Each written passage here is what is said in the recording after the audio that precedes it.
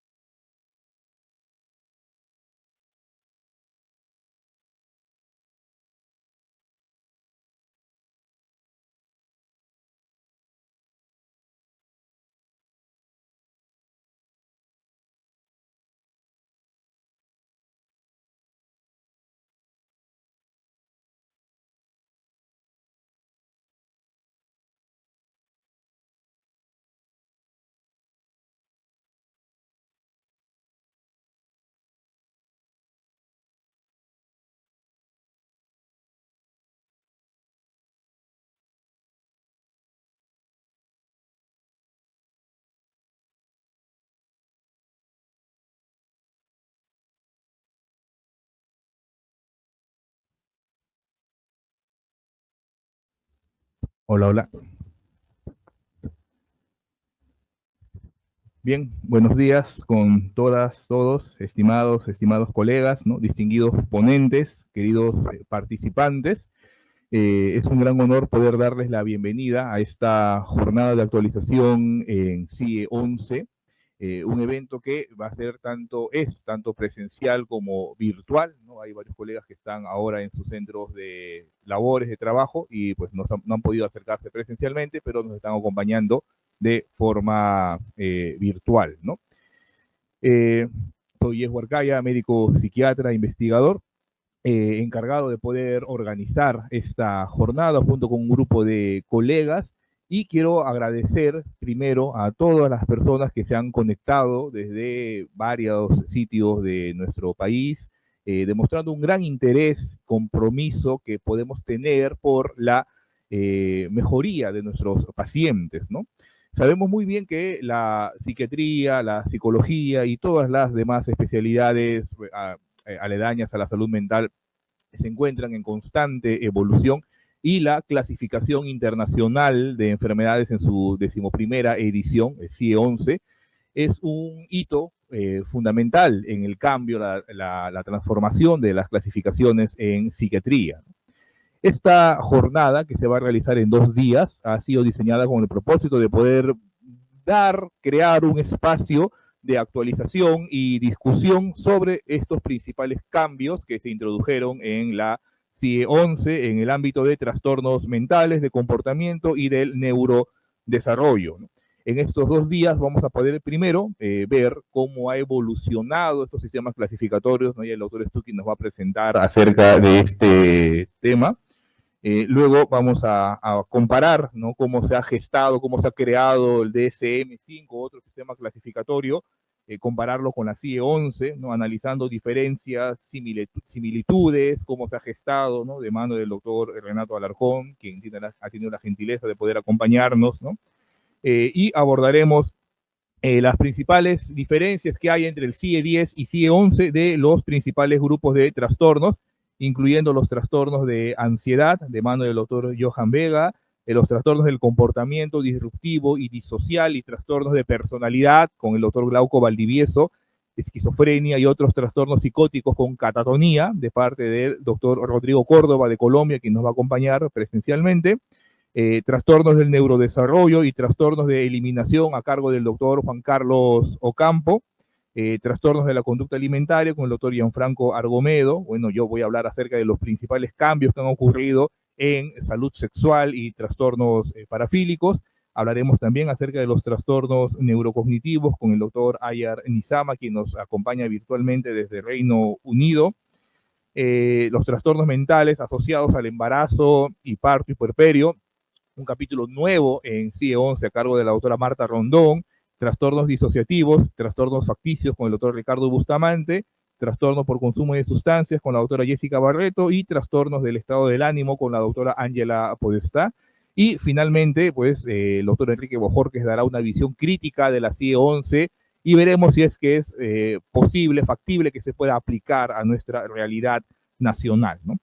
A manera de introducción, la CIE 11 representa un enfoque actualizado, un poco más preciso, si queremos verlo así, para poder intentar clasificar los trastornos mentales de comportamiento y del neurodesarrollo, ¿no? El término trastorno ha sido adaptado en la CIE 11 para evitar el uso de la palabra enfermedad, que implicaría que conocemos al pie de la letra, todo, tenemos certezas acerca de la etiología, fisiopatología de las condiciones. Por eso se prefiere mejor el concepto de trastorno, ¿no? Y vamos a ver, pues hay también una visión crítica acerca de estos nuevos sistemas clasificatorios, ya lo vamos a revisar en cada una de las ponencias, ¿no? Los principales cambios entre la CIE 10 y la CIE 11 respecto a las condiciones y trastornos mentales está primero que la CIE 10 estuvo muy limitado por el sistema de codificación que establecían ellos, ¿no? En este sistema, pues había una clasificación inicialmente con un número, de la A a la Z, lo cual daba pues una cierta limitada pues, organización y estructura, y solamente permitía 26 capítulos, y el segundo carácter, ¿no? Daba una asignación numérica del 0 al 9, ¿no? Lo cual limitaba bastante, también solamente 10 formas de agrupar las condiciones, ¿no? El famoso F y el número que continuaba. En el CIE 11 esto ha cambiado, ¿no? Inicialmente va a haber o hay uso de caracteres alfanuméricos en toda la clasificación y se eliminan estas restricciones, ¿no? El capítulo sobre los trastornos mentales ahora ya cuenta con 21 agrupaciones diagnósticas, de las 10 que existían en el CIE 10, ¿no? Hay unas que se han partido, como por ejemplo todos los F40, ¿no? de los trastornos de ansiedad, pues se han repartido en trastornos de ansiedad relacionados con el miedo, trastornos obsesivos compulsivos, trastornos específicamente relacionados con el estrés, trastornos disociativos y trastornos de malestar corporal, ¿no? Además, el CIE 11 busca dar un curso de vida, ¿no? Describiendo cómo se manifiestan estos trastornos en distintas etapas del desarrollo y busca romper este viejo paradigma de mente-cuerpo, sobre todo en el capítulo de salud sexual, lo vamos a ver más adelante, ¿no?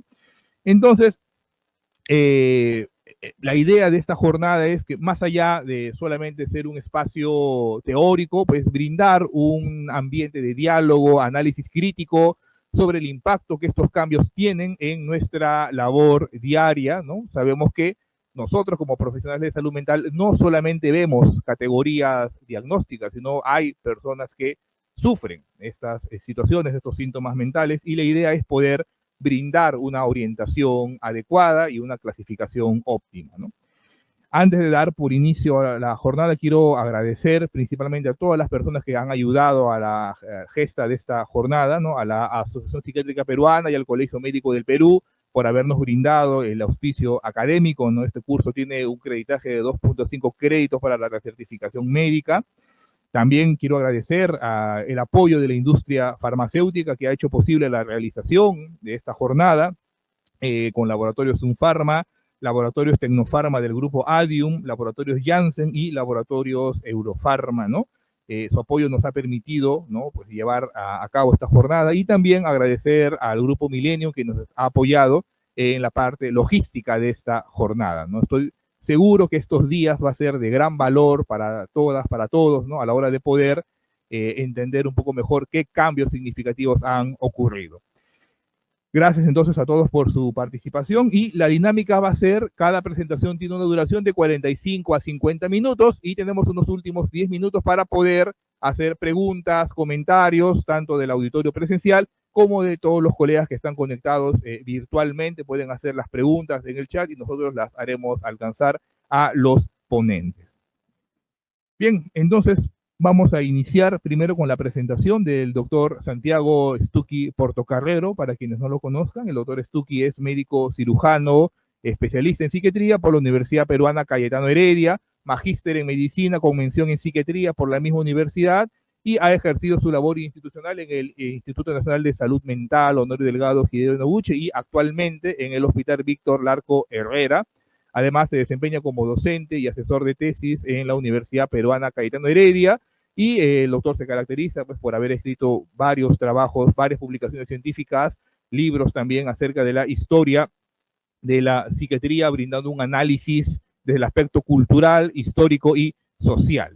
El tema que nos va a presentar el doctor Stucchi es un abordaje, un estudio histórico de los sistemas clasificatorios en psiquiatría, ¿no? Seguro también nos va a dar una visión crítica de los mismos, ¿no? Creo que es muy importante iniciar nuestra jornada con esta visión. Gracias a todos por su atención, doctor Stucchi.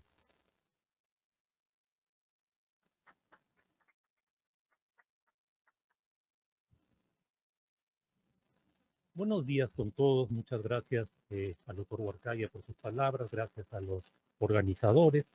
Vamos a hablar... ¿Aló? Buenos días con todos, agradezco nuevamente del evento y a todos los presentes. Vamos a referirnos ahora a las clasificaciones en la psiquiatría, ¿no? Las clasificaciones en la psiquiatría no son algo nuevo, ¿no? Es algo que son cuestiones que vienen desde hace mucho tiempo, como vamos a ver a continuación. Vamos a hablar de los primeros intentos clasificatorios, de los supuestos teóricos que hay detrás de las clasificaciones, de los posibles errores que podrían haber según algunos autores, y específicamente nos vamos a referir a las dos principales clasificaciones del presente, que son la CIE y el DSM.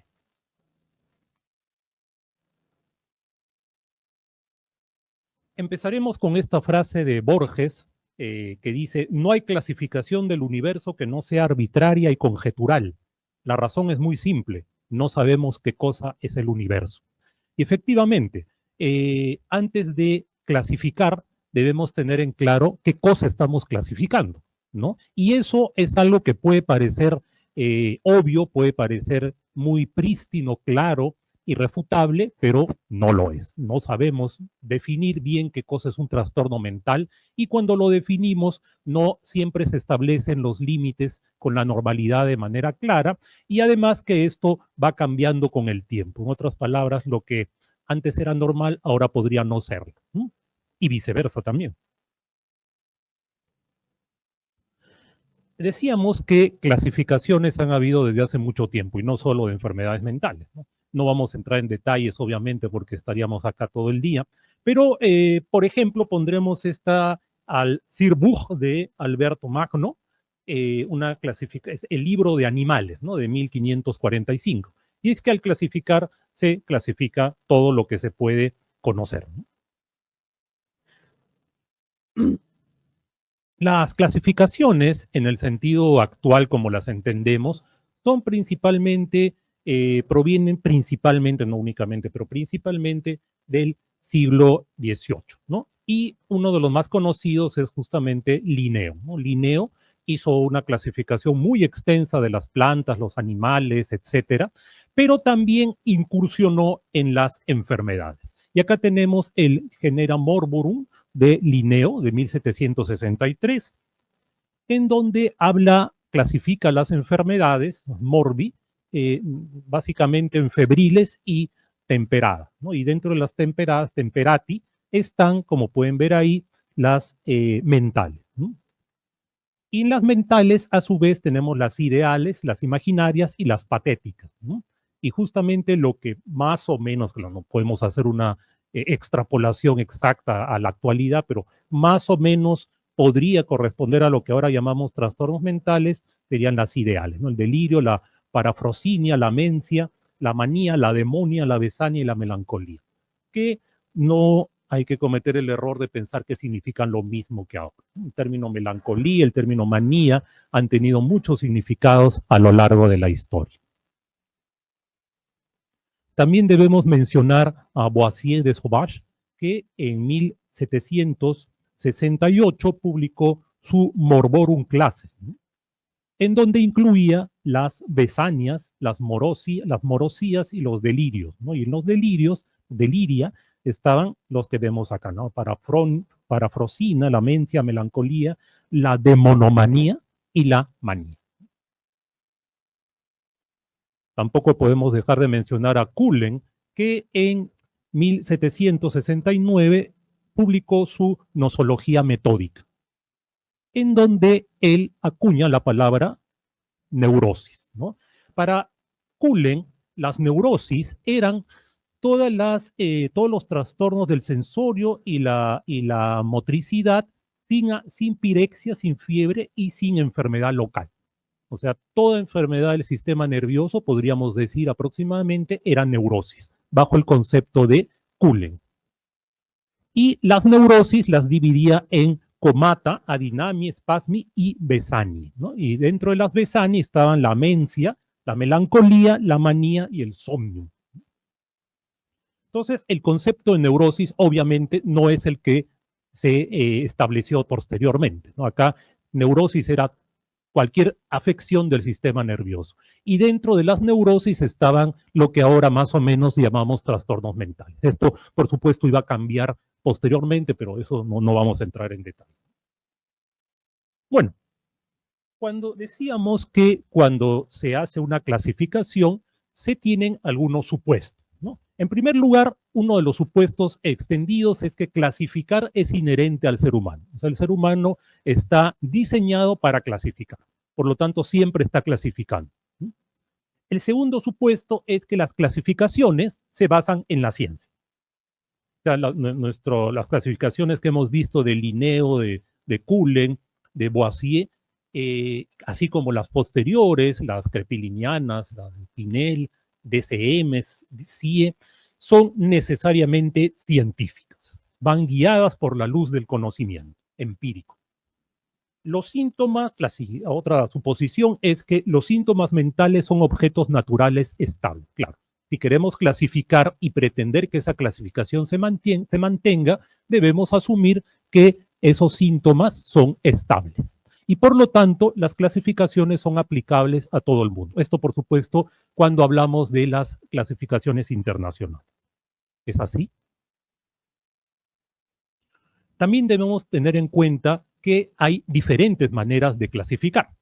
Por ejemplo, hay clasificaciones que son naturales y otras que son artificiales. Es decir, las que se basan en lo que existe por sí mismo, más allá de la intervención humana, y aquellas que se basan en cuestiones artificiales, o sea, que necesariamente requieren la intervención del ser humano.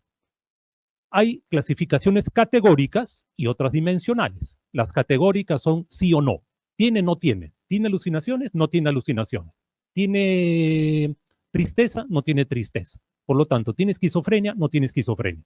En cambio, las dimensionales son aquellas que hablan de grados, o sea, hablan de espectros.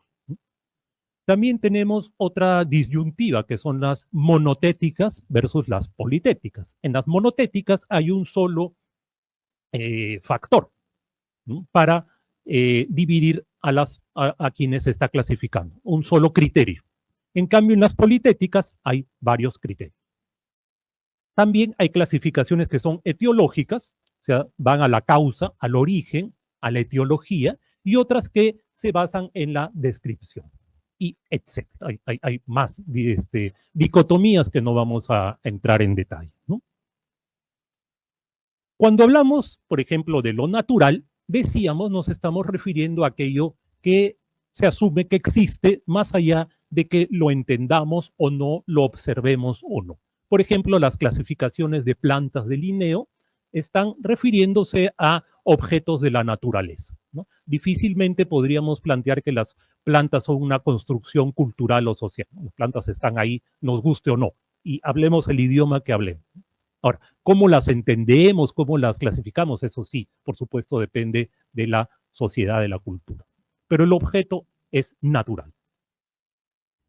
Cuando hablamos de las enfermedades también, hay enfermedades que son en las cuales la etiología, el origen, el sustento biológico es bastante conocido. Por ejemplo, si una persona tiene una lesión tuberculosa en el pulmón, esto va a dar lugar a una sintomatología que sí es extrapolable, que puede llevar a tener una idea del origen, ¿no? Por ejemplo, tos. Yendo al sistema nervioso, una lesión en el cerebro también va a dar lugar, dependiendo de dónde esté y de la magnitud, va a dar lugar a determinada sintomatología, en este caso convulsión. Ahora, cuando hablamos de trastornos mentales, vamos a usar acá el modelo de Marcová y Berríos, que nos menciona que hay un elemento biológico que es incuestionable, por supuesto, las funciones mentales están en el cerebro, eso nacen del cerebro, no. A estas alturas nadie va a plantear que nacen de la rodilla o de otro sitio, pero para que se manifiesten, la manera como éstas se expresan, hay una barrera semántica. Esta barrera semántica depende de la cultura, del idioma, de las vivencias que ha tenido la persona, en fin, una serie de factores que no son biológicos, ¿no? Y por lo tanto, un mismo elemento biológico, una misma lesión, un mismo desequilibrio que es desconocido hasta ahora, puede dar lugar en algunas personas a un síntoma 1 y en otras a un síntoma 2. Y de manera análoga, dos elementos biológicos podrían dar lugar al mismo síntoma en diferentes personas. Entonces, según esto, no se puede hacer una extrapolación directa entre el elemento, la localización cerebral y la manifestación mental. Hemos dicho que hay diferentes maneras de clasificar, ¿no? Vamos a poner algunos ejemplos y estos ejemplos son de la CIE-10, ¿no? Un mismo manual clasificatorio nos puede dar diferentes maneras de entender las clasificaciones. Por ejemplo, cuando hablamos de los trastornos mentales debidos a lesión o disfunción cerebral, es decir, lo que se llaman trastornos mentales orgánicos, tenemos, por ejemplo, el trastorno de ideas delirantes orgánicos, o sea, la psicosis orgánica, ¿no? El F06.2, que incluye, dice, trastorno en el que las ideas delirantes persistentes o recurrentes dominan el cuadro clínico. Pueden acompañarse de alucinaciones, pueden presentarse algunos síntomas de esquizofrenia, etc. Entonces, es una clasificación politética, tiene varios criterios, pero a la vez es etiológica, porque está poniendo énfasis en el origen. En la psicosis orgánica sí debe haber una etiología conocida. Entonces, es etiológica y a la vez es politética. Cuando hablamos de la piromanía, aquí estamos hablando de una descripción. No hay una etiología, simplemente es una descripción. La gente que le gusta prender fuego, en pocas palabras. Entonces, acá no hay una etiología, es una clasificación descriptiva. Pero a la vez es monotética, porque básicamente hay una manifestación que es el prender fuego. Entonces, para que seas piromaníaco tienes que prender fuego, tener el impulso de prender fuego. Si no lo haces, simplemente no tienes piromanía. En cambio, cuando vamos a la esquizofrenia, estamos hablando también de una entidad que se presenta como descriptiva. No se habla del origen de la esquizofrenia ni de la etiología, que sigue siendo ignota, sino de manifestaciones. Y a la vez hay varios criterios que pueden estar presentes o pueden no estar presentes de determinadas personas. Por lo tanto, también es politética. En realidad, la mayor parte de los trastornos presentes en las clasificaciones actuales son politéticos, ¿no? Cuando una clasificación es politética, podemos tener la situación de que dos personas que no tienen nada en común tienen el mismo diagnóstico. Una podría tener alucinaciones y delusiones, la otra podría tener conducta desorganizada, violencia, no tienen síntomas en común, pero sí tienen esquizofrenia. Ellenberg, en un artículo de 1963, habló de las ilusiones que se dan en las clasificaciones, que pueden darse en las clasificaciones. Y él habló de varias ilusiones, la ilusión pragmática, que consiste en poner demasiado énfasis en lo útil, en el accionar inmediato. La ilusión idealista, que es la contraria, es poner mucho énfasis en una cuestión ideal, una cuestión, bueno, ideal, no se me ocurre otra palabra, sin en detrimento de la aplicación práctica. La ilusión numérica, la ilusión lingüística, sociocéntrica y de los modos intelectuales contemporáneos. No vamos a explicar todas, vamos a mencionar algunas que son las que más nos interesan aquí. Por ejemplo, vamos a ver este libro de Lacan de 1792, La filosofía de la locura, en la cual el autor hace una clasificación que es la siguiente. Dice, los locos de atar, los locos tranquilos, los extravagantes, los insensatos, los imbéciles y los dementes. Y según eso, él propone qué hacer. Dice que para los locos de atar, bueno, como su mismo nombre dice, a ellos hay que atarlos, hay que amarrarlos. A los tranquilos no, hay que encerrarlos, pero no se les tiene que amarrar. A los extravagantes hay que vigilarlos, ¿no? A los insensatos y a los imbéciles hay que tratarlos como niños, ¿no? Lo mismo que a los dementes. Entonces, es una clasificación básicamente pragmática. O sea, lo que busca es qué hacer en el manicomio, ¿no? Cómo tratarlo. No le interesa tanto otra cuestión, simplemente qué hacer. También tenemos, por ejemplo, el Manual de Medicina Psicológica de 1879, que en una parte hace alusión a una clasificación de Koch que divide a los insanos en idiotas o locos naturales que tienen una incapacidad permanente. En segundo lugar, aquellos que estaban bien, pero perdieron la memoria y el entendimiento. En tercer lugar, los lunáticos, que tienen intervalos lúcidos. Y en cuarto lugar, aquellos que deprivan su capacidad por un vicio, por ejemplo, el alcoholismo. Y esto les sirve para la responsabilidad legal. Dice que los del primer grupo son inimputables, ¿no? Bueno, no sé si se usaba el término en esa época, pero esa es la idea. O sea, no eran responsables de sus actos de manera permanente. Los del segundo grupo lo fueron en algún momento, pero perdieron esa capacidad. Los lunáticos van a ser, como tienen intervalos de lucidez, intervalos de locura, van a ser responsables de acuerdo a qué intervalos se encuentran, y los otros también, ¿no? Los del cuarto grupo. Entonces, esta es una clasificación pragmática también, porque lo único que le interesa es evaluar la responsabilidad legal, pero no hace alusión alguna a la etiología ni a otros aspectos.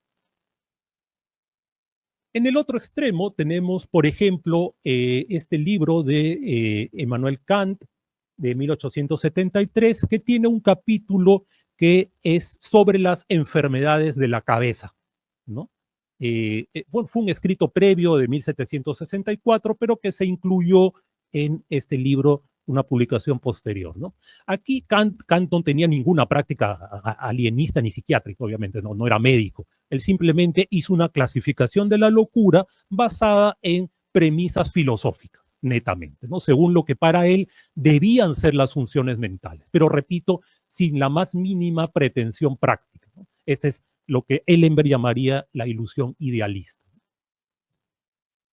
Ahora, la ilusión numérica implica que los autores, al clasificar, muchas veces tienen predilección por determinados números, ¿no? A algunos les gusta el 2 y por eso sus clasificaciones son dicotómicas, ¿no? Sí, no, neurosis, psicosis, tánatos, instinto de vida, en fin. Algunos autores, y al hablar de esto estamos yendo muy lejos en el tiempo, por ejemplo, la famosa teoría de los 4 humores es bastante gráfica de una predilección por el número 4, ¿no? Porque acá tenemos pues que los 4 elementos son el aire, el agua, la tierra y el fuego, que se corresponden con los 4 humores, ¿no? La bilis amarilla, la sangre, la tierra y la flema, que a su vez tienen características de cálido, seco, frío y húmedo. El número 4. Por supuesto, los ejemplos abundan y no vamos por cuestiones de tiempo a poner más, pero esa es la idea. Ahora, guiándonos más o menos por las ilusiones que menciona Ellenberg, aunque no se refería exactamente a esto, también debemos recordar que en la predominancia de ciertos criterios, de ciertas visiones, de ciertas clasificaciones, en otras palabras, influyen también cuestiones sociales e inclusive nacionalistas. ¿Qué quiero decir? Entre el siglo XVIII y, digamos, los 2/3 primeros del siglo XIX, la psiquiatría, o más bien el alienismo, era principalmente francés, ¿no? Ahí tenemos a Pinel, a Esquirol, a Ghislain, a Joguet, etc., ¿no?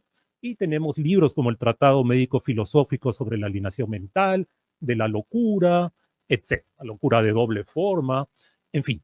Entonces había un predominio del mundo francés. Esto no quiere decir que no había otros conocimientos, claro, sí había, por supuesto, pero el predominio, la luz, la guía, la daba Francia. ¿Qué pasó después?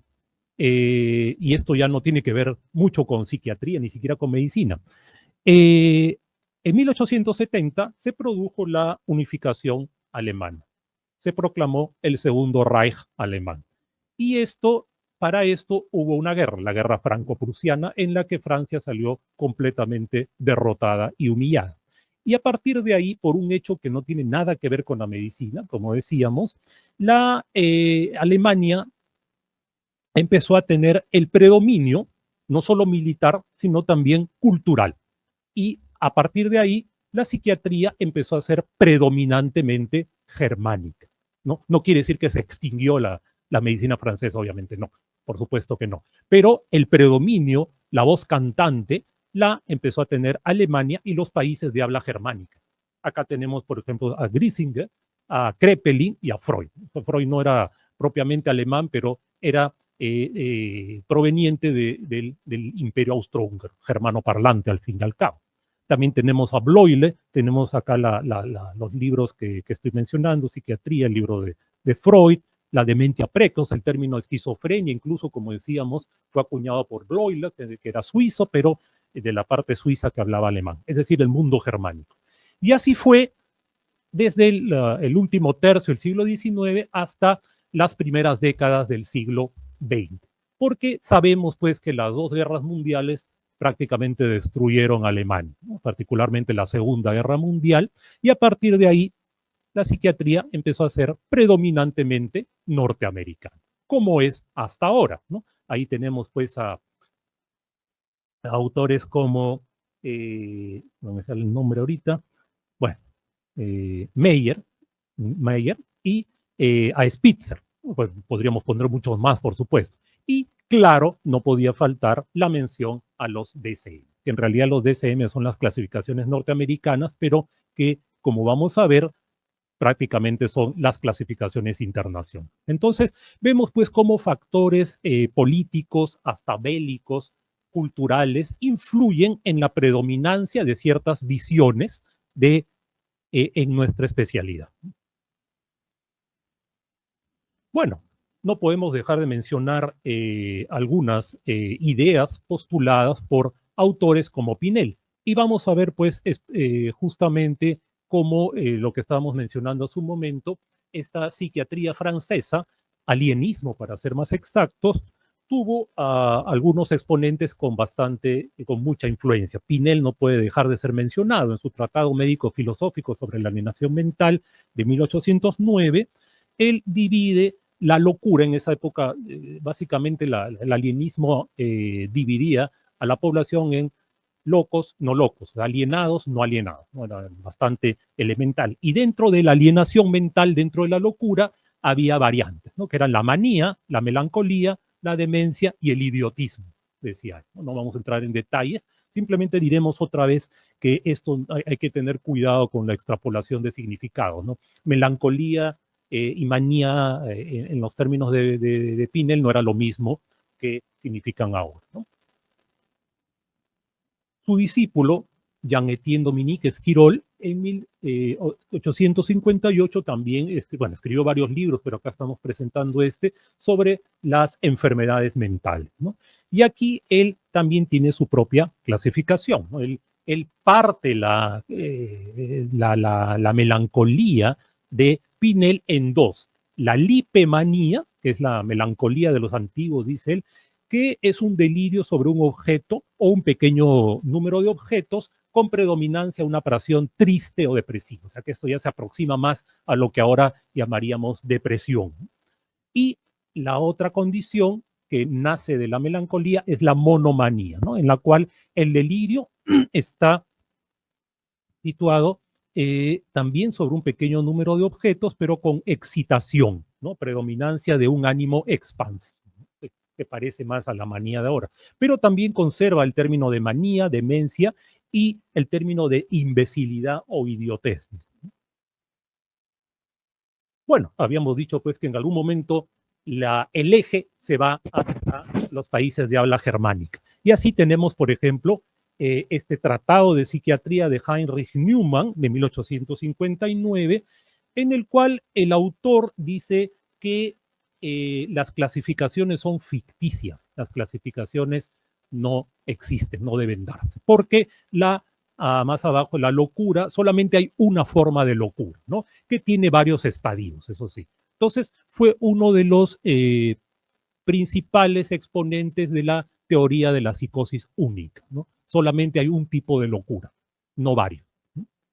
Después esto iba a ser retomado en el siglo XX por autores como Llopis en España. Y por supuesto no podemos dejar de mencionar también en la ola germánica, digamos, a Emil Kraepelin, ¿no? Que en su libro, en su tratado de psiquiatría, que tuvo varios ejemplares, en el de 1899, coloca su famosa dicotomía, ¿no? Entre la demencia precoz, que tiene diferentes formas clínicas, como la forma befrénica, la forma catatónica, la forma paranoide, y por otro lado, la locura maníaco-depresiva, ¿no? Que incluye una fase maníaca, una fase depresiva y una fase mixta. No vamos a entrar en detalles también, no es el tema, pero no podemos dejar de mencionar porque estas clasificaciones van a tener una gran influencia posterior.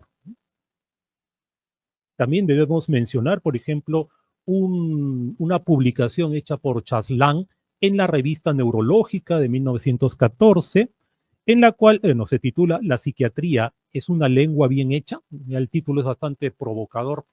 En una parte dice que el autor ofrece a la crítica y a la discusión un plan de reformas que le parecen urgentes. Entre ellas propone el empleo de una nomenclatura que sea exclusivamente francesa, puesto que la medicina mental es francesa.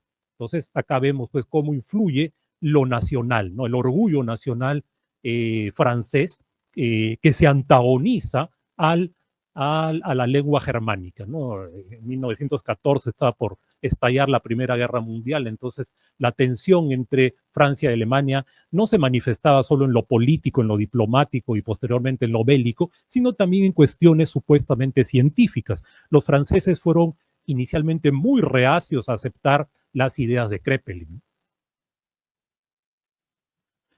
Vamos ahora a hablar de las dos clasificaciones más influyentes en la actualidad. La CIE, que actualmente está a cargo de la Organización Mundial de la Salud, y el DSM, que está a cargo de la Asociación Psiquiátrica Americana. Empecemos con la CIE, ¿no? En Bruselas, en 1853, se llevó a cabo el primer Congreso Internacional de Estadística, ¿no? Y este primer congreso encargó a William Farr y a Mark Despin que elaboraran una clasificación de causas de muerte. Y así lo hicieron. Y esa clasificación de causas de muerte tuvo varias revisiones, ¿no? En 1864, 1874, 1880 y 1886. ¿No? Pero esas clasificaciones no tuvieron en realidad mayor difusión, ¿no? Fueron bastante útiles en un entorno limitado, pero no podemos hablar todavía de clasificaciones internacionales. Farr, uno de los autores, he citado este texto que me parece bastante ilustrativo de cuáles eran las ideas de los que organizaron esta clasificación. Dice, las ventajas de una nomenclatura estadística uniforme, por imperfecta que sea, Son tan obvias que sorprende que no se haya prestado atención a su aplicación en los cálculos de mortalidad. En muchos casos, cada enfermedad se ha designado con 3 o 4 términos y cada término se ha aplicado a otras tantas enfermedades diferentes. Se han empleado nombres vagos e inconvenientes o se han registrado complicaciones en lugar de enfermedades primarias. La nomenclatura es de tanta importancia en este departamento de investigación como los pesos y las medidas en las ciencias físicas y debería establecerse sin demora.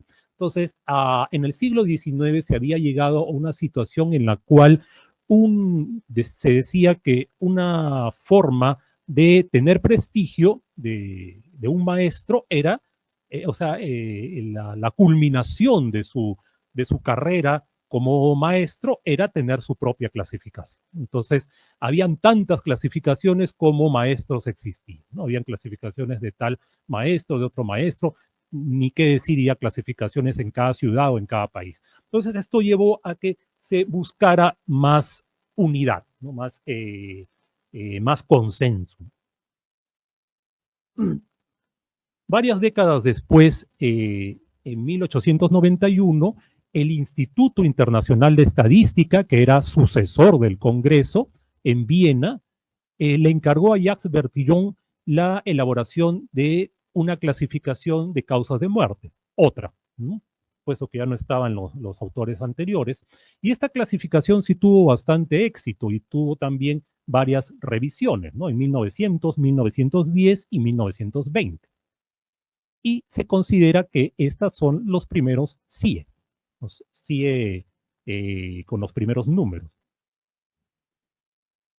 Posteriormente, el Instituto Internacional de Estadística se sumó a la Organización de la Salud de la Sociedad de Naciones para la elaboración de la versión cuarta y la versión quinta de esta clasificación, en 1929 y 1938 respectivamente, que se consideran la CIE 4 y la CIE 5 respectivamente, ¿no? Ahora, hay que decir pues que recordemos que la Sociedad de Naciones es la organización que nació posterior a la Primera Guerra Mundial, pero fue luego sucedida por la actual Organización de Naciones Unidas, ¿no? Aunque coexistieron un breve tiempo. Y esta es justamente le llamaron incluso con su propio nombre, ¿no? La clasificación Bertillon de causas de muerte, ¿no? Que esta sí se aplicó en varios países. En 1948, la elaboración de estas clasificaciones comenzó a ser responsabilidad de la Organización Mundial de la Salud, que pertenecía a la Organización de las Naciones Unidas, esto posterior a la Segunda Guerra Mundial. O sea, a partir de la CIE 6, esta ya es la sexta clasificación, que ya se le llama la CIE 6, se corre hasta la actualidad a cargo de la OMS. Y acá ya se incluyen enfermedades o trastornos mentales. Es de 1948. Adoptada en 1948, la publicación es de 1949. Bueno, esto es una breve compilación de las sucesivas ediciones de la CIE, o ICD en inglés, ¿no? La de 1893, que es la de Bertillon, que hemos mencionado, la CIE 2, ¿no? La CIE 4, que pretende basarse en las etiologías, hasta que llegamos a un punto de quiebre que es la CIE 6, ¿no? Donde, ya lo volvemos a decir, ya empieza a estar a cargo de la OMS y acá ya se plantean problemas mentales, ¿no? Después viene la CIE 9 en el 75, la CIE 10 en 1990 y la CIE 11 a partir del 2019. Vamos a hablar ahora de los DCE. En 1918, la Asociación Médico-Psicológica Americana, que es la antecesora de la Asociación Psiquiátrica Americana, elaboró el manual estadístico para el uso en las instituciones de los insanos. Entonces, esta era una clasificación destinada a ser utilizada en los manicomios, ¿no? En los asilos. Y no tenía en realidad muchos dígitos, muchos ítems, ¿no? acá está una lista, no vamos a leer todas, obviamente.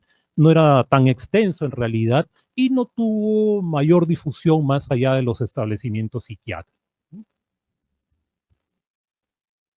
En 1952, ya la Asociación Psiquiátrica Americana publicó el primer número del Manual Diagnóstico y Estadístico de los Trastornos Mentales. Y esto supuso no solamente un nuevo nombre, sino un nuevo paradigma, una nueva visión de la clasificación. ¿Qué quiero decir? La anterior clasificación, que tuvo varios números, en realidad solamente hemos puesto el primero de 1918, básicamente tenía una orientación crepeliniana. ¿No? Hemos visto las ideas de Kraepelin de manera muy sucinta. Básicamente, Kraepelin lo que planteaba era una clasificación descriptiva, fenomenológica, no etiológica, ¿no? Sino basada en los fenómenos observables, porque decía él, las etiologías no son conocidas, ¿no? Pero con una orientación biológica, ¿no? Básicamente somática biológica. Y esto fue lo que adoptó la primera clasificación que hemos mencionado, el Manual Estadístico para las Instituciones de los Insanos. Esto es distinto con el DSM-1. El DSM-1 tiene una orientación claramente psicoanalítica. Después de la Segunda Guerra Mundial, hubo un auge de las ideas psicoanalíticas, sobre todo entre las décadas de 1950 y 1960, ¿no? Los traumas vividos por muchas personas en el campo de batalla llevaron a que se realzara la influencia de los factores externos y los factores psicológicos en la génesis de los trastornos mentales. Y es así que en la introducción del DSM-1 se dice, bueno, se justifica la necesidad de una clasificación diciendo que cada centro de enseñanza empleaba un sistema de su propio origen, ¿no? Lo que hemos dicho hace un momento, ¿no? Y como resultado había un sistema políglota de diagnósticos de etiquetas que bloqueaban la comunicación y la colección de estadísticas médicas. Incluso dice que esto era un caos. Entonces, ese era el sustento para plantear una clasificación más uniforme. Y algo que va de acuerdo con lo que hemos mencionado es que aquí en el DSM-1 se habla no de trastornos, sino de reacciones. ¿No? Salvo las enfermedades de origen orgánico, todo lo demás eran reacción, ¿no? Había una reacción, esto es una pequeña parte, no he puesto todo claro, una reacción maníaca, una reacción psicótica depresiva, una reacción esquizofrénica, etc. Y particularmente ponemos la reacción esquizofrénica. O sea, todo era reacción. O sea, es una clasificación orientada, psicológicamente orientada. Para ser más exactos, psicodinámicamente orientada. Y vemos pues que el ítem relativo a la esquizofrenia es bastante corto y no muy preciso, ¿no? Porque para el psicoanálisis en general no interesa tanto el rótulo, el diagnóstico, sino la vivencia individual. Posteriormente, en 1968 apareció la segunda versión, el DSM-2, que no implica un cambio radical con respecto al DSM-1, sigue siendo orientado de manera psicodinámica, pero sí quitan la palabra reacción, ya mucho ya. Quitamos la palabra reacción, ya hablamos de trastorno. Hasta que llegamos al DSM-3 en 1980. El DSM-3 implica una ruptura radical con los DSMs primeros, ¿no? Porque establece categorías, criterios precisos y da un vuelco, un giro copernicano, diríamos, en la visión que se tiene de la clasificación, porque se orienta más a lo médico y se da una visión que se llama neocrepeliniana. Dice en su introducción que el DSM-3 es ateórico, ¿no? Ateórico en lo que respecta a la etiología o a la patofisiología de los procesos, excepto en los trastornos donde esto está bien definido, ¿no? Los orgánicos, como siempre, ¿no? Entonces, como el DSM-3 es ateórico en lo que respecta a la etiología, Esto se define como un manual descriptivo. Entonces, el DSM-3 se proclama a sí mismo como descriptivo y ateórico. ¿Lo fue realmente? ¿Cómo se llegó a esto? Vamos a ver a continuación una serie de factores que influyeron en este cambio radical y que grafican de manera bastante clara cómo los cambios de los trastornos mentales no obedecen solamente a cuestiones científicas, sino a otros factores. Bueno, me olvida. Acá, a diferencia del DSM-1, vemos una larga lista de criterios muy precisos para diagnosticar la esquizofrenia. Y es una clasificación politética, como habíamos visto. Bueno, ¿qué pasó? En la década de 1960, ya también en la de 50, pero particularmente en la década de 1960, empezó a cuestionarse a la psiquiatría. Este cuestionamiento vino primero estuvo dirigido primero hacia la institución mental. Y acá podemos poner como ejemplo el libro Asilos de Erving Goffman de 1961, que calificó el manicomio como institución total. Lo mismo que los cuarteles, los conventos, los colegios internados y sobre todo las cárceles.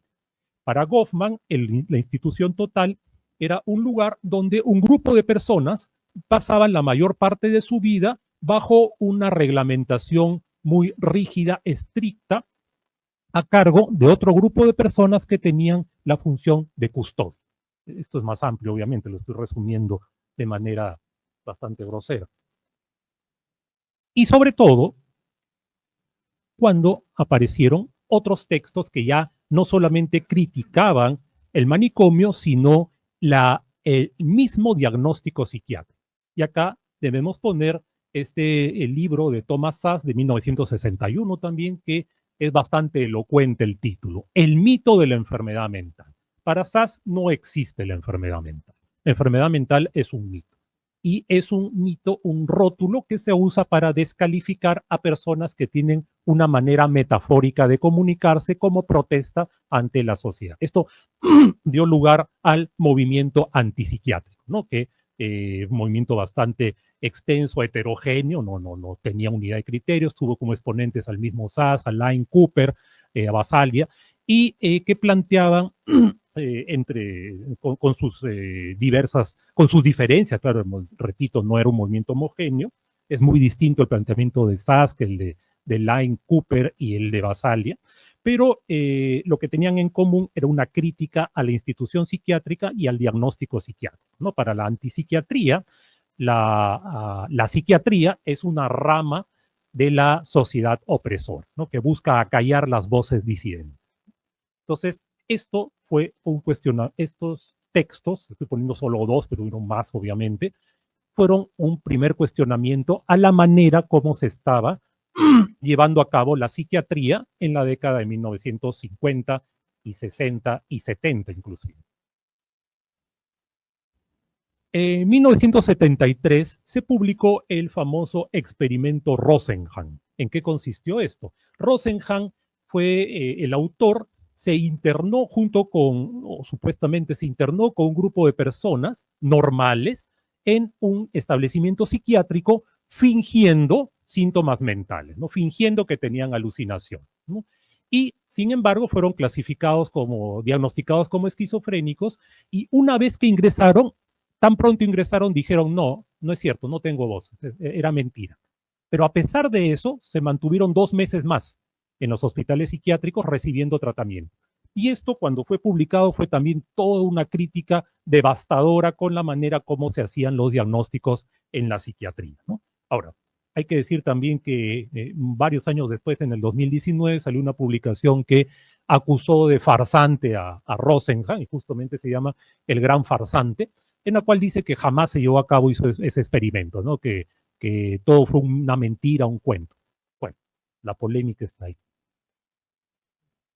También hay que mencionar un estudio que se llevó a cabo a fines de la década de 1960 y que se publicó en 1971, que comparó los diagnósticos de esquizofrenia y de trastorno bipolar hechos en Estados Unidos y hechos en Gran Bretaña.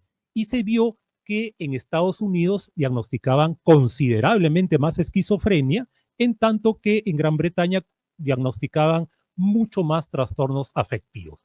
Y esto se explicó diciendo que los criterios norteamericanos eran bastante más amplios, bastante más abarcativos, el criterio de esquizofrenia, quiero decir, que los que se hacían en Gran Bretaña. Y esto llevó también pues, a un cuestionamiento a la manera como se estaba diagnosticando, que de una forma que no tenía consenso.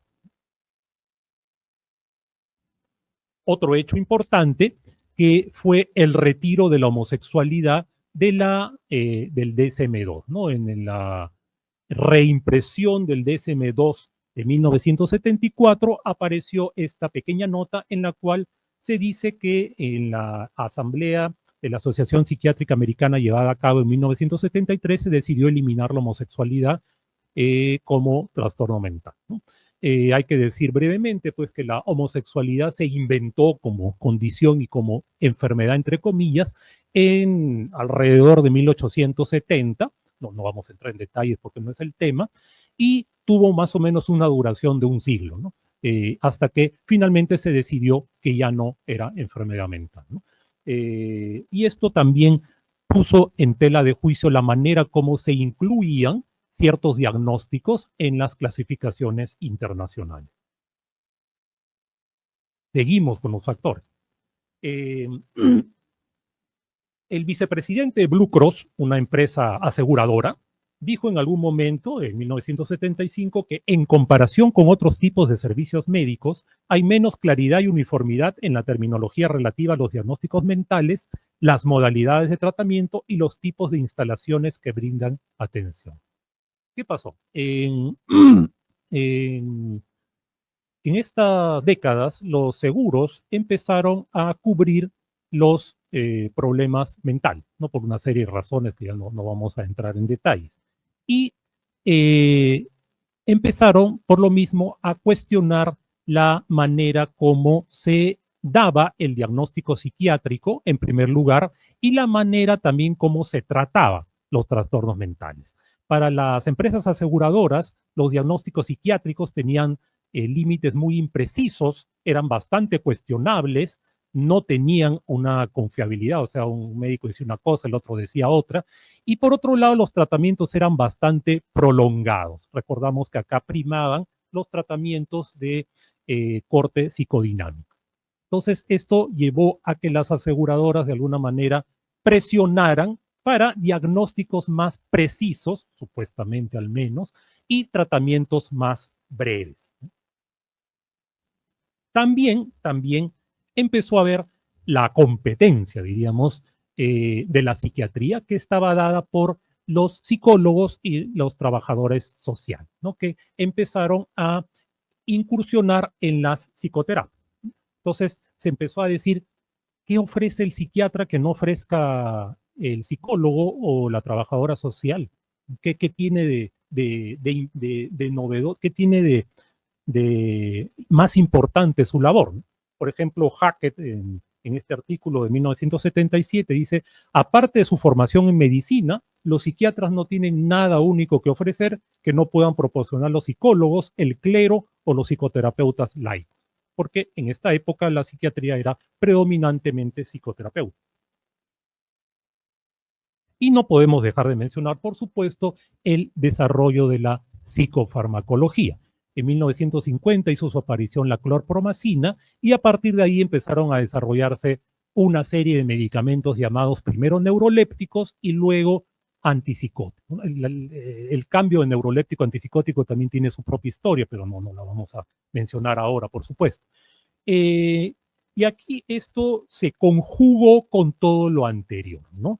Entonces, claro, hay las versiones que dicen que gracias a los antipsicóticos pudimos tener una psiquiatría más médica, más científica, pero también podríamos plantearlo a la inversa, ¿no? Todos los factores que hemos mencionado previamente, la crítica al manicomio que llevó a una desinstitucionalización progresiva, la presión de los seguros, la competencia de otras profesiones y todo lo más que hemos mencionado, repito, llevaron a que la psiquiatría empezara a pensar que era necesario medicalizarse más y por lo tanto dio una bienvenida a estas nuevas moléculas, ¿no? Dijo, por eso alguna autora por ahí mencionó que los antipsicóticos llegaron en el momento preciso.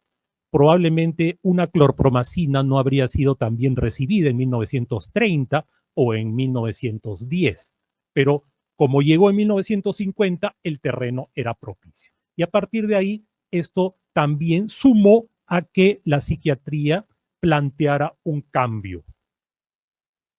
Y ese cambio fue justamente el DSM-3.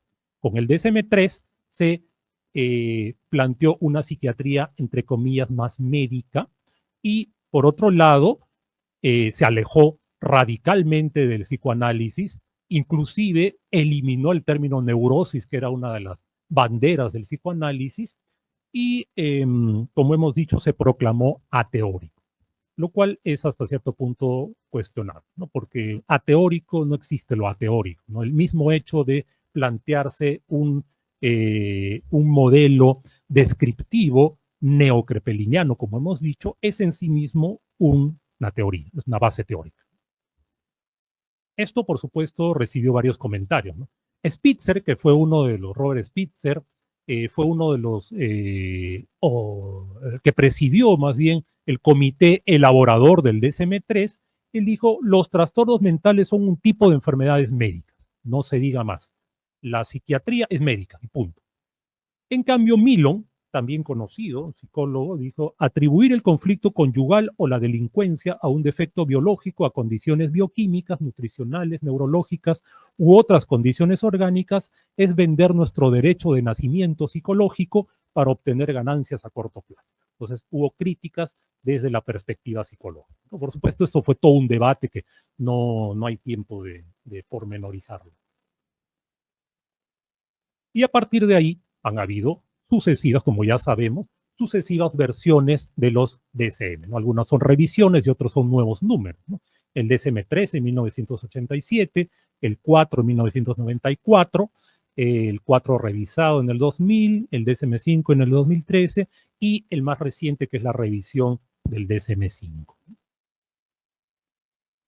En esta línea de tiempo vemos pues cómo la antigua clasificación de trastornos mentales para los establecimientos de insanos, que hemos dicho, en 1918 tenía una orientación crepeliniana descriptiva, orientada hacia lo médico, que cambió, hubo un quiebre ahí con el DSM-1 y el DSM-2 que fueron orientados psicodinámicamente a raíz de la Segunda Guerra Mundial, ¿no? Con la influencia de Meyer, ¿no? Meyer, perdón, en Estados Unidos. Meyer era suizo, pero trabajó en Estados Unidos, y por supuesto con el marco teórico de Freud. Y el otro quiebre, que lo acabamos de mencionar, fue el DSM-3, ¿no? A partir de 1980, que obedeció a varios factores, ¿no? Que ya los acabamos de mencionar. Y este paradigma neocrepeliniano se mantiene más o menos hasta la actualidad.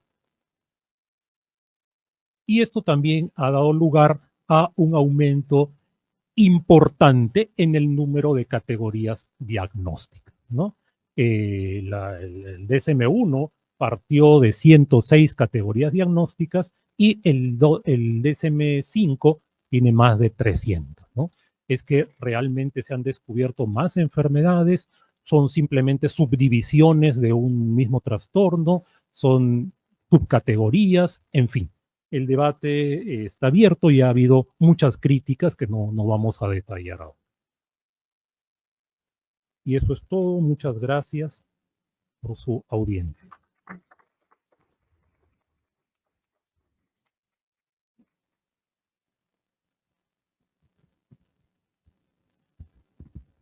Gracias, doctor Stucky, por su presentación. Ha sido muy interesante ver cómo ha evolucionado estos sistemas clasificatorios, ¿no?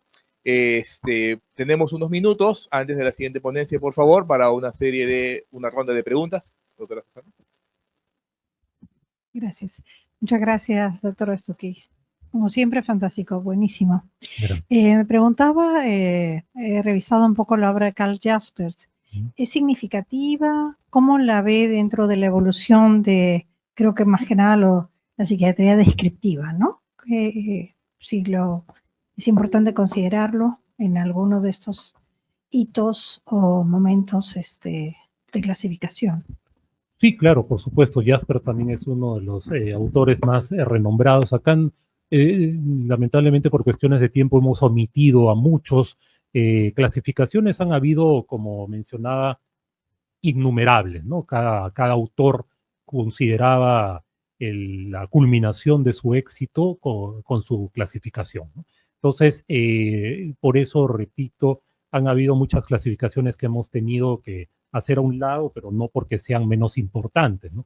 Jaspers, por supuesto, tiene un lugar dentro de la visión fenomenológica descriptiva de la psiquiatría, tiene también un texto muy importante y no podemos dejar de mencionarlo, ¿no? Estaría dentro de la orientación de la escuela germánica, por decirlo de alguna manera, ¿no? No es una escuela uniforme, por supuesto, pero es dentro del mundo germánico que surge la obra de Jasper, repito, como una visión descriptiva fenomenológica.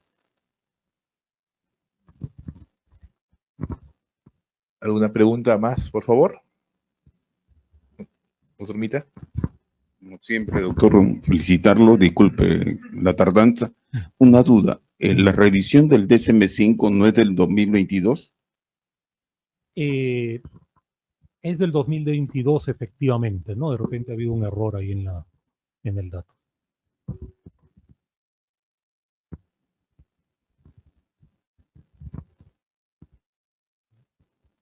¿Alguna pregunta más, colegas, por favor? O en el aula virtual, no sé si hay preguntas. Ya están llegando, doctor, preguntas virtual. La doctora Raiza Tani consulta. Buenos días. Al ver el aumento de las categorías diagnósticas a lo largo de la historia del DSM, ¿dicho aumento está razonablemente justificado? ¿Contribuye a atender una necesidad real de la población, doctor Stucky?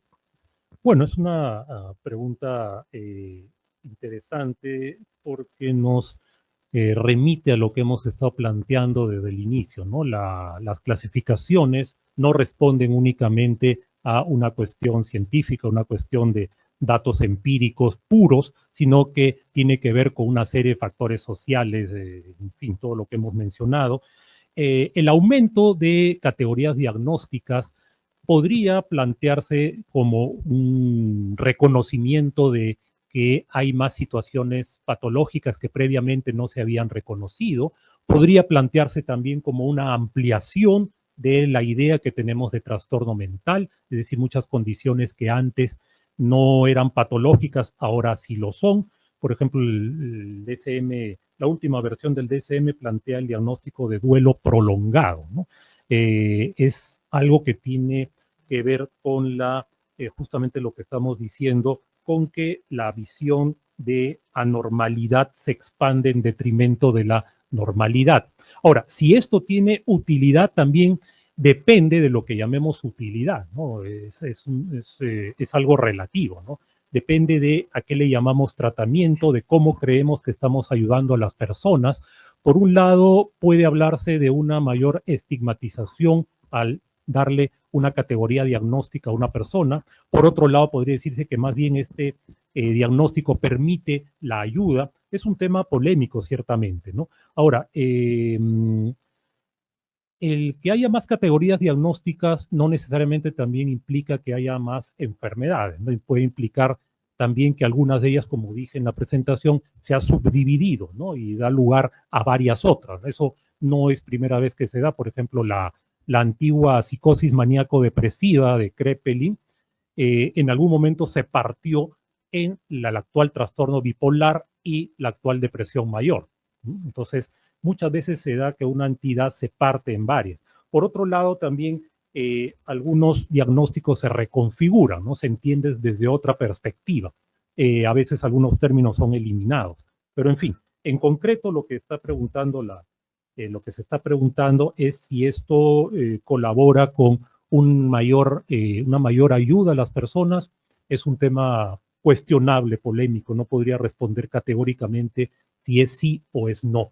Pero según algunos autores, el riesgo es que una mayor proliferación diagnóstica muchas veces lleva no solamente un mejor entendimiento, sino a una mayor tendencia a medicar a los pacientes, ¿no? Entonces, más pacientes pueden ser medicados bajo esta orientación y esto no necesariamente es favorable, ¿no? A veces el uso indiscriminado de fármacos puede traer más problemas que beneficios. En fin, es un tema extenso. Una pregunta adicional, ya parte mía, doctor, pensando en lo que nos ha presentado, y ¿qué tanto influye esta forma de clasificar en la manera en cómo enseñamos psiquiatría? Porque muchas veces el psiquiatra en formación o el estudiante cree que la psiquiatría es solamente ya, veo mi manual clasificatorio y ese es el diagnóstico y ahí se reduce la psiquiatría, ahí se reduce la psicopatología. No sé si en su revisión ha podido leer algo al respecto. Sí, definitivamente la manera de clasificar influye en la formación porque es la manera como entendemos la psiquiatría, es la epistemología de la psiquiatría lo que nos da el conocimiento, el entendimiento de aquello que llamamos trastornos mentales. Entonces, una clasificación orientada de manera descriptiva y que pone énfasis en lo fenomenológico, en lo descriptivo, bueno, repito la palabra, en los síntomas, en una lista de criterios que hay que cumplir, orienta, no solamente es producto de la manera como se entiende la psiquiatría, sino que a la vez también influye en la manera como se entiende la psiquiatría. Entonces, es consecuencia y causa a su vez. Y claro, eso va también orientar la manera como se investiga la psiquiatría, ¿no? Se va a poner más énfasis en ciertas cuestiones en detrimento de otras y eso a la vez va a reforzar la idea de que ese es el camino que debemos seguir, ¿no? Claro que cada cierto tiempo puede haber un quiebre del paradigma, ¿no? Y puede darse una nueva orientación. Algo que también debimos mencionar es que las clasificaciones, bueno, ya hemos visto cómo es que surgen, cuál es el contexto en el que aparecen, no solo las clasificaciones, sino los cambios que se dan en ellas, sino que hay que decir también que las clasificaciones son un intento de darle mayor confiabilidad a los diagnósticos, ¿no? O sea, un mayor consenso, pero en detrimento de la validez, ¿no? O sea, cuanto más tenemos, más criterios tenemos y más tratamos de ser precisos, vamos a tener cierta más consenso, repito, más confiabilidad, pero la validez puede verse mermada, ¿no? Y a la inversa, también si queremos darle más validez bajo nuestra perspectiva, que son varias las perspectivas que hay en la psiquiatría, probablemente el consenso va a disminuir. Gracias, doctor Stucky, por su presentación. Un aplauso, por favor, para el doctor. Gracias.